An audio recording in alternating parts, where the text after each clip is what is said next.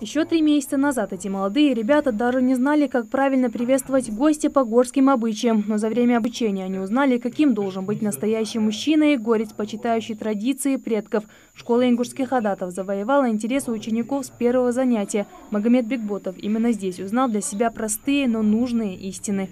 Много рассказывали о том, как ингуши, какими ингуши были гостеприимными. В этой комнате, где каждая вещь напоминает эпоху Средневековья, все больше погружаешься в атмосферу ингушских обычаев и адатов. В этих условиях даже рассказ учителя услышится, как из глубины истории. Педагог рассказывает, как правильно соблюдать этикет по отношению к своему товарищу и вообще, какими должны быть поступки достойного человека.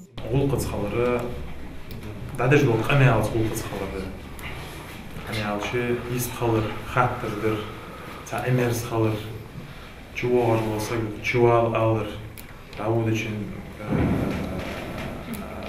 адикютер, şey дауд çıkan, дауд болса, мерш кылырсың, вахыр мерш кылыр булсыр.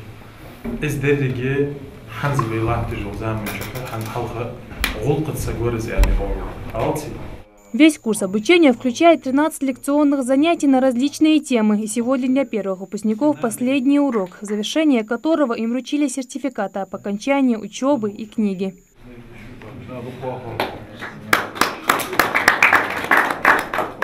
Школа будет функционировать и дальше, но только уже в новом году и с новыми учениками. Желающих, кстати, немало. Реализовываться будет проект весной и осенью по 3 месяца. 3 месяца весной, 3 месяца осенью.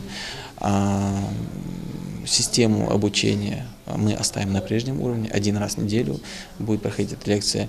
Будут усовершенствованы единственное уже непосредственно сами лекции, некоторые детали донесения информации до молодежи, формат проведения самих лекций.